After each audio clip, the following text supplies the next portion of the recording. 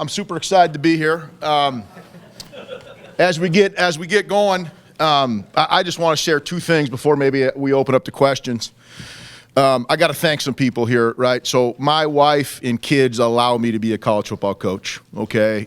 And I mean that. So my wife, Lindsay, I love you, babe. Max, my son, Joy, my daughter, they allow me to coach, and so I'm very fortunate to have a family that lets that happen. The second thing I want to share before we start talking about questions, and the story I'm about to share with you is true.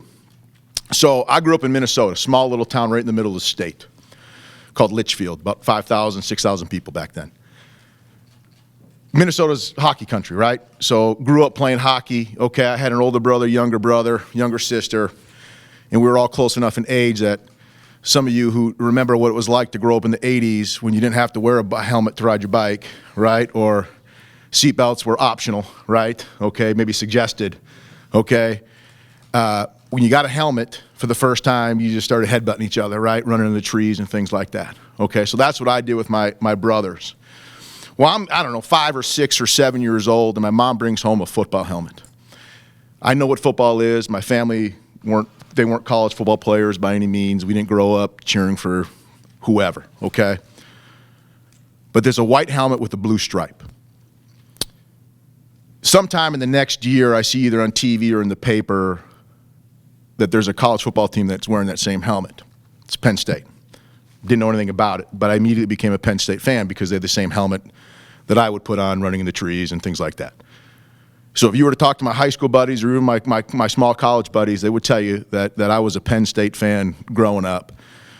I remember, of course, I played O-line, but I thought that I was Curtis Enos running around in the mid-'90s, even though that certainly was not my future, right? Okay. So I'm sharing that story with you so you understand that I'm not taking this opportunity lightly. It's a big-time honor, right, for me to sit up here today and get a chance to interact with this fan base, this family, if you want to call it that, right? Okay. And it was something that if you would have asked me when I wanted to start coach college football where I'd want to coach or where I want to be the offense coordinator, I would have said this school.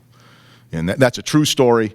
My mom doesn't remember the football helmet. Part of this, she kind of remembers me running into, headbutting my brothers and stuff like that, but she doesn't remember the football helmet quite as well. So I did want to share those two things before we got going. I'm honored to be here, okay?